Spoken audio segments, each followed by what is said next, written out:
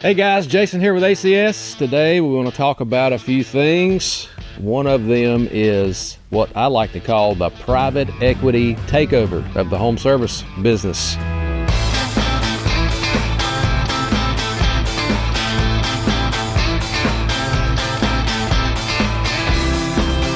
So if you don't know what private equity is, that means that you get a whole group of rich people, you put them together, they all pile in a few $1 million.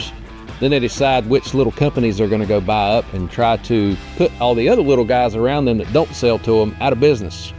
So that's what's going on right now in the heating and air conditioning, plumbing, electrical world. For some reason or another, during COVID, they seen that we didn't get forced closed, and they were like, hey, we need to get involved in that. Those guys look like they can make us some money. They basically prey on poor old dumb contractors like me because we're not so business people. They come in and they say, hey, why don't you sell us your business for this amount? You can either work for us or you can take your $1 million and go on somewhere else. That's what's happening to a lot of local heating and air, plumbing, electrical businesses. Private equity, Wall Street, whatever you want to call them. They come in, they offer the contractor that's been doing that all his life, the technician, a nice little check, some more money than he's ever seen before, and then they come in and start running his business for him. Basically, most of the time what that means is instead of you getting a technician out at your house, you get a sales guy. They come out, instead of trying to fix your stuff, they just try to come out and sell you new stuff or upsell you on other things.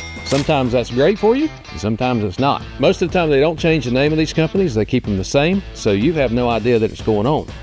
And they are still employing people locally in our community, so it's not so bad, but you kind of lose that family touch that you might have been getting with your normal people. If you've experienced any kind of changes like that and you're looking for somebody that's not owned by one of these private equity organizations that own 20 other heating and air conditioning companies, and all they're worried about is selling you some new stuff all the time, give us a call.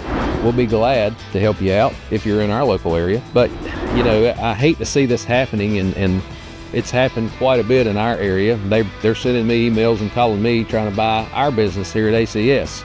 But, you know, I'm nowhere near ready to even look at selling my business, much less do I want to sell it to a private equity firm, because I actually care about all the people that work for me. I treat them like family, and that's what we continue to want to do. Just know that there's a lot of that going on out there, and there are several businesses in our area that's happened to. Just do your little research, especially if you don't have a company that you use all the time. And whether you're in our area or not, or you're watching this in 4 states away, do a little research, find out who actually owns the company that you're thinking about using. We'll see you next time.